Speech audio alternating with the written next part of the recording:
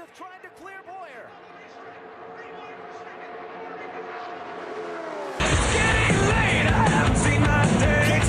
Tell me where the boys at. 7 o'clock and I wanna rock. Wanna get a belly full of beer. Don't give us money, right? Relations, we ride it with your discipline. Saturday night's alright for fighting. Get a little action. Get a minor soil, that's a diesel train. Gonna set this down on the line. Saturday night's the night. Saturday night's alright.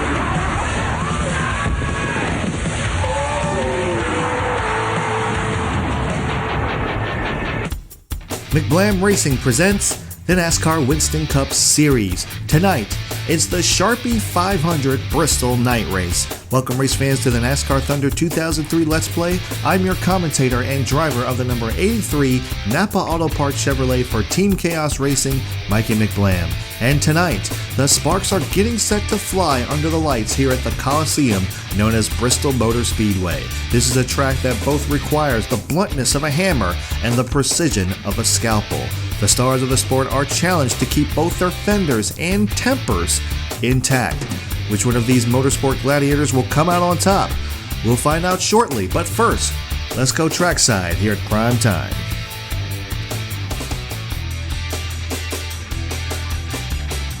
Land of the free and the home of the brave. Gentlemen, start your engines.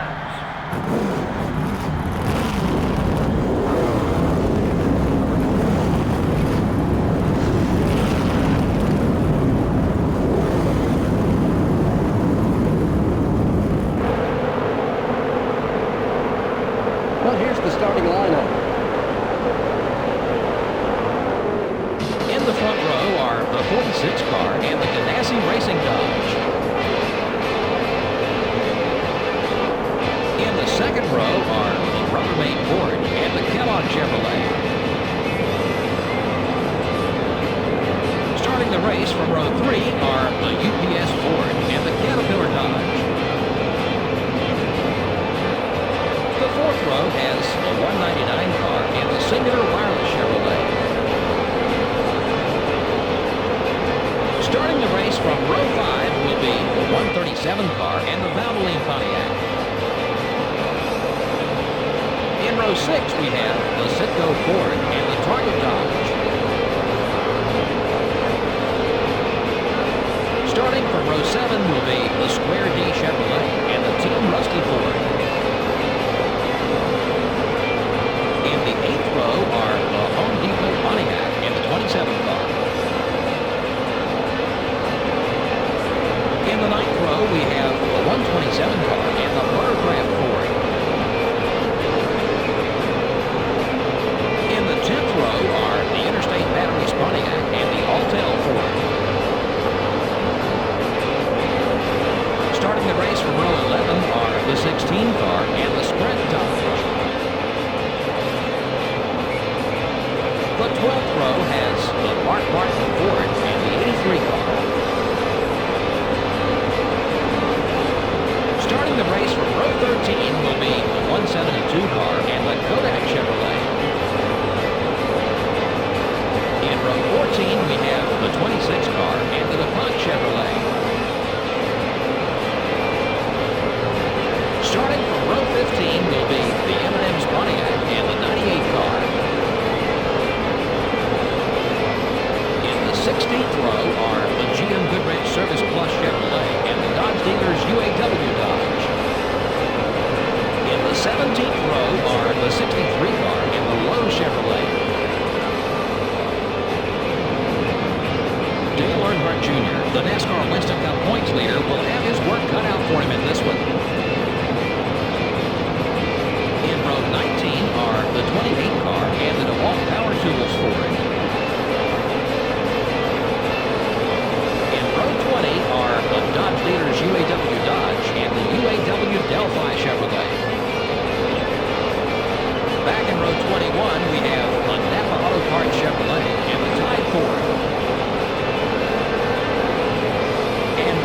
the field is the America Online Chevrolet. And there you have it, guys. There is the starting lineup for the Sharpie 500 Bristol Night Race here at Bristol Motor Speedway, given by Joe Moore and Barney Hall of MRN, the voice of NASCAR.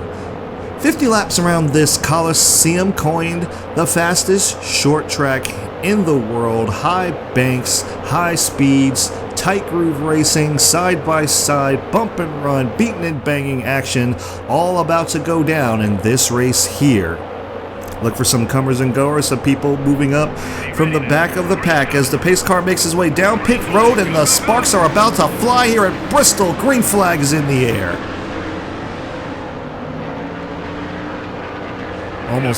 Almost went 3 wide into turn 1 there. Has decided better of it. Jeff Purvis gets the momentum going on the outside. Side by side going into turn 3. We're about to complete lap 1. Field getting single file pretty early. Ooh, contact with Kyle Petty. Got a little loose going into 1 that time. And overdrove turn 3 and 4. A little contact with Kyle Petty. Keeps some momentum going up on that top lane. Trying to get as many positions as we can while these guys are stacked up. And, ooh, big contact with Ryan Newman. Ryan Newman's going to fall back a few spots because of that, but now that we've got some relatively clean air, it's time to try to find a rhythm. Oh boy, if it weren't so loose. But we seem to be okay. These guys are starting to single file and spread out pretty quickly. The train is quickly moving to the bottom of the racetrack. Ooh, got to the outside of Chad Chaffin there. Had to lay off the gas. Didn't want to get to the outside and wind up getting stuck out there. Trouble up ahead. One car in the wall. Couldn't quite see who that was. Oh, they're stacking up on the outside. We're going to get in a few more spots because of that. Get to the inside. Elliott Sadler here, who's back in that 21. Trying to make him up some points as we do clear Jamie McMurray. Now it's time to try to find that rhythm once again, because short tracks are all about rhythm. We got a pretty decent setup here. See, we're running about 110 through the corners, which is what I want to do. That's exactly where I want to be at. That's kind of where these guys are at. They're running around 110, 113 through the corners. And that's just going to help us because, you know, as long as we can keep up with these guys, our low downforce is going to help us get around these guys pretty quickly. Let's work our way around Elliott Sadler. A little door action there. We do clear him.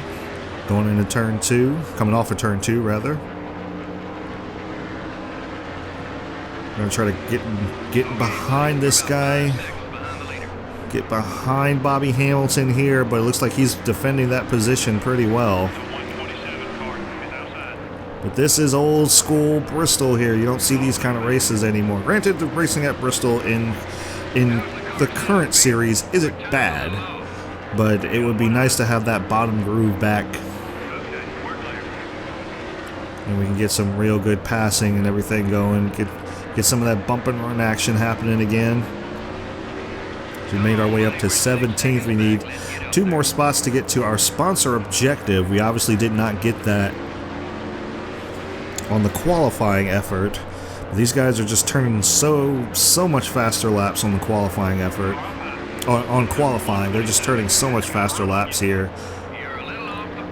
But in race trim, we seem to have the advantage, as we're having a lot of trouble getting around Hamilton here. It's going to be not too long before I start to put the bumper to him. Ooh, little tap there. Let him know I was there, trying to get around him. Oh boy, got a little loose, lost some time there. There we go, get to the inside of Bobby Hamilton. Ooh, Hamilton pops the wall a little bit, contact down the back straightaway. We clear him going into turns 3 and 4, coming off of 4. We moved up to 16th now. We're gonna try to work our way up to these guys. Ooh, smoker down below that. Couldn't see who that was. Have to figure out who that was at the end of the race. I couldn't see who that was who smoked his engine. And now we're up into our sponsor objective spot, which is 15th. We need to finish 15th or better to make our sponsor objective. So we're working our way around Robbie Gordon. Running side by side. I think Gordon popped the wall just a little bit there.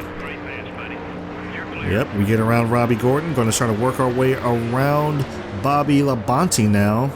Labonte and Wallace. Looks like they fell back a few positions. Ooh, got on the apron there. We don't want to do that. That slows us up a lot.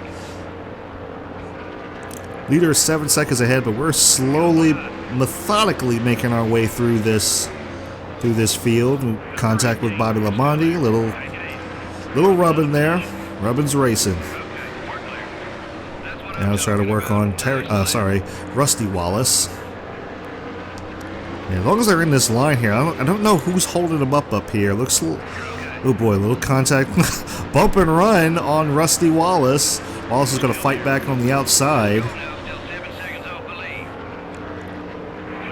Didn't mean to do that. I actually didn't mean to get him. Ooh, Wallace pops the wall on the outside there. Yeah, I really didn't mean to get into him. I was paying attention to who was holding up this line here. Oh boy, come on, come down to the bottom. Actually, no, we're fine. We can actually hold some momentum up there, which is nice. That's refreshing. Oh boy, a little contact with Jimmy Spencer. Yeah, I can't tell who that was. Looked like a fantasy driver was actually holding them up. Ooh, contact with Jimmy Spencer again. As we get around him. Gaining as many spots as we can. Now we're behind Johnny Benson. I'm going to see if I can get around him, but I'm not going to force the issue too much because I'm going to have to come down pit road here fairly shortly.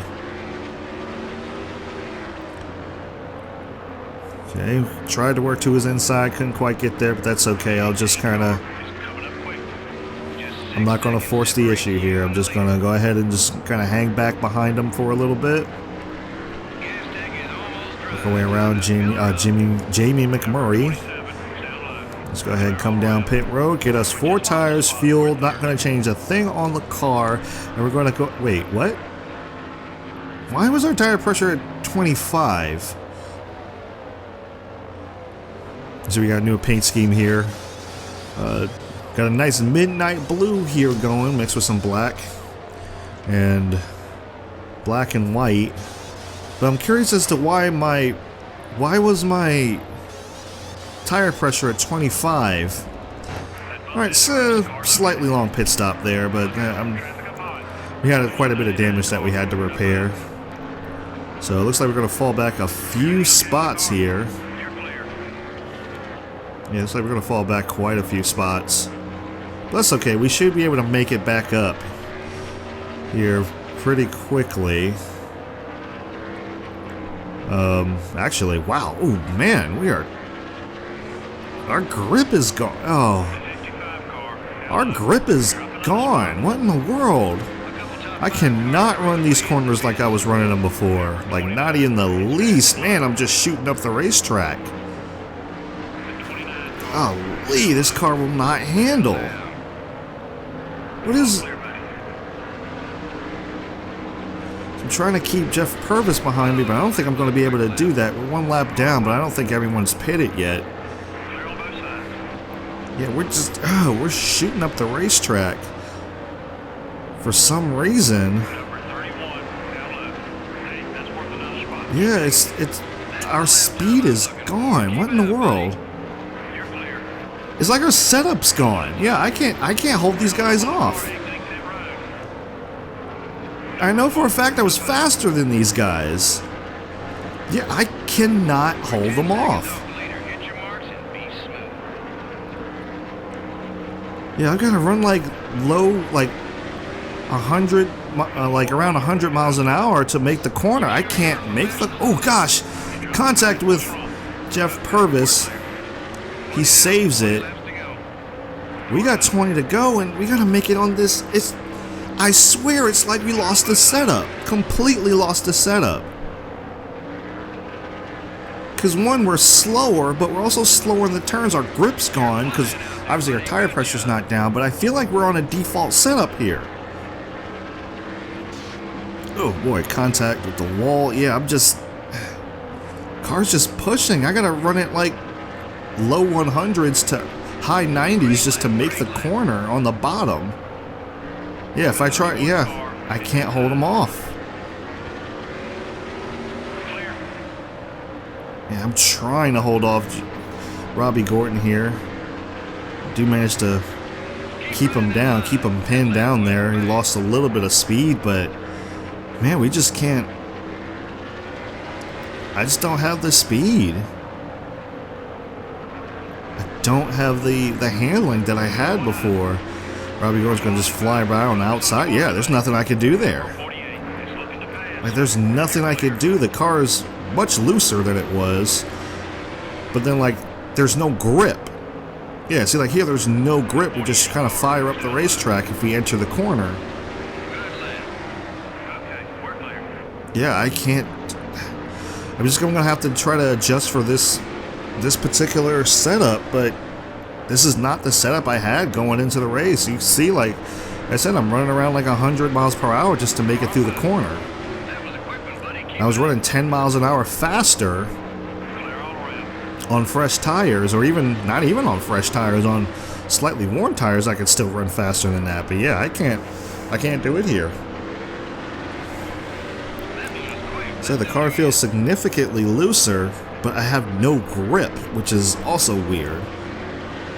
We got Jonathan Wolf coming up behind us here. Oh, but he might get by us here. We're going to try to chop him off, try to keep him behind us. I don't know for how long we can do this for. We're just going to have to hang on to 18 as much as we can. God dang it. Yeah, this is not cool. This is not cool. This is not how this race was supposed to go.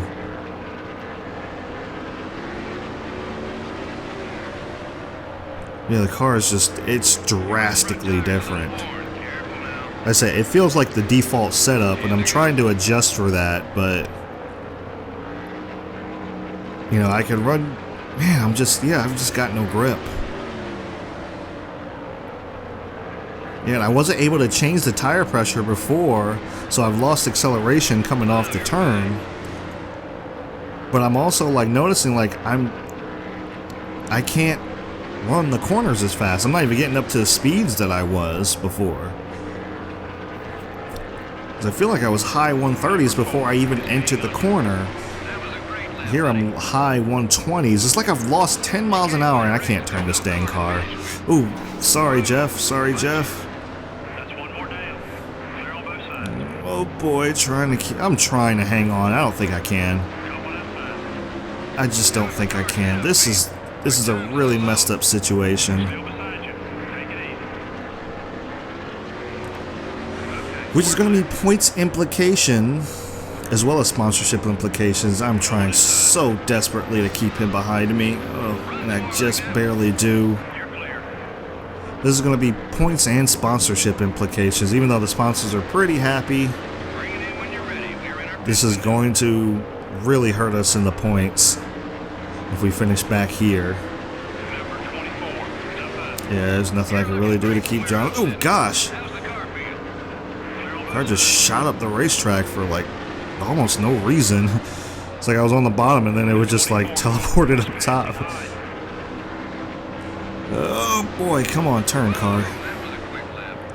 12 seconds off the lead. We are remaining on the lead lap. But as you can see, you can tell by the track map, I'm holding these guys up. The leader's not too far behind us, but yeah, we're holding these guys up. Like, we can't catch the guys in front of us, so we're really just playing the Department of Defense here. Trying to hold on to this position as much as I can. At a very low fuel warning, but we got the white flag in the air. Come on, stay on the bottom, stay on the bottom. Boy, I'm trying desperately to keep these guys behind me. Checkered flag in the air. Someone has just run this way, so if we come down the back straightaway, big run by Steve Park. We're going to try to pinch him down on the bottom of the racetrack. Side by side as we come off turn number 4. Steve Park's going to get the position, and we're going to come home 19th. Ooh boy, big contact back there. Sterling Martin race winner, Scott Wemmerdale, Jared, Tony Stewart, Kurt Busch round out the top 5. A rare caution-free race. Whoa, that doesn't happen very often. It makes you pay a whole lot more for any mistakes. You don't have the cushion of yellow flags to get caught up. Unfortunately, we're out of time for now. Thanks for joining us. So long. We'll see you next week at the Darlington Raceway. Alright guys, so here are the race results after the Sharpie 500 Bristol Night Race here at Bristol Motor Speedway. Sterling Marlin is your race winner, followed by the pole sitter, Scott Wimmer. Not a lot of changing of hands up there. Dale Jarrett finishes third after starting fifth. Fourth is Tony Stewart. Rounding out the top five is Kurt Busch. Sixth is Terry Labonte. Seventh is Rusty Wallace. Eighth is Jeff Burton. Ninth is Bobby Labonte. And rounding out the top 10 is Ward Burton. And here's the rest of the field where you could pick out your favorite driver. As you see, we finished 19th, winner's purse of $189,000, no cautions, 4 lead changes, time of race 14:04, average speed of 114 miles per hour, and the margin of victory around 1.6 seconds. And you can see that Scott Soares fell out of the race on lap 16 with a blown engine. And we go up here and we can see that about 34 cars finished on the lead lap. Pretty unrealistic for Bristol, but it is a short race. You can kind of give or take, but 34 cars finished on the lead lap. And here are the point standings after Bristol. Dale Earnhardt Jr. still remains the points leader, 147 points ahead of Jeff Gordon, aka Jonathan Wolf. 154 points back in third is Dale Jarrett. Sterling Marlin takes over the fourth spot, 222 points back, and we fall back to fifth, 271 points back after Bristol. Let's go ahead and look at the awards for the week. Scott Wimmer is your pole winner. Leading the most laps, however, is Sterling Marlin. Moving up the most spots would go to Kevin Harvick. Bobby Labonte with the fastest pace of the race, surprising at Bristol. Bristol's not one of his best tracks. Joe Moore is the rookie of the race. And the most exciting pass of the race goes to Johnny Benson. Chad Chaffin still leading rookie of the year. No real change in terms of poles. Jackpot 5 manufacturing championship is being led by Chevy, 21 points ahead of Ford. Lap champions, nothing really has changed there. So I am claiming 100% Highway Robert Downey Jr. You cannot take my setup away halfway through the race. That is. If you guys knew how upset I am right now, I was doing so well. You know, I was moving up spots. You know, I moved into the top 15. I was starting to work my way into the top 10. Pit stops came up. I'm like, okay, let me go ahead and pit so I don't lose too much time on old tires and everything. And I just happened to notice that my tire pressure was all the way back up to 25 when it was at 15 when I started the race. And I was like, oh, well, maybe it's just the tire pressure. No, everything had changed back to default, and I was running on a default setup. I wasn't doing terrible, but the thing is, I had run 20 some odd laps under a particular setup, so you can't just change it halfway through the race. Now I got to adjust. I can't adjust that in the race. So I mean I can, but it's going to take some laps to get used to that. Plus, you can see I'm obviously slower. My corner speed is not as fast as it should have been, and it just, you know, that's BS. That is BS. That is, like I said, highway robbery. Highway Robert Downey Jr. I'm really not happy about that.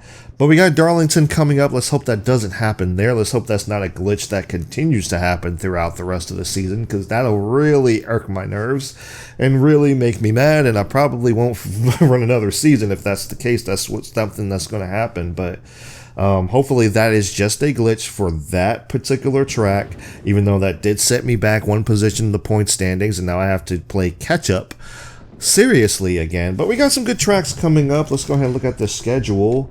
We got some good tracks coming up. We got Darlington, which is a pretty decent track for us. Richmond, which we can go for another jackpot 5 if we win the race. We got New Hampshire coming up. We know how wild and crazy that could be. We got another Dover race, unfortunately. But we go to Kansas, Talladega, Charlotte, Martinsville, Atlanta is probably the one that's going to worry me the most because the AI is OP there. And then we have Rockingham, and then of course Phoenix, and last not least Homestead Miami Speedway. So we got some catching up to do. I think we may, I don't know guys, with, you know, with these next races, I don't know. I think we might be out of it. I'm going to do everything I can to get back up there, but I think we might be too little too late. But hey, we're still going to try. I need that hypeness down below, man. I need those comments. Comment some support, comment that hypeness. You know, tell me I can do it, and let's see if we can get there to the Homestead and at least be able to contend for that championship. Let's see if we can pull the championship from the leader, Dale Earnhardt Jr.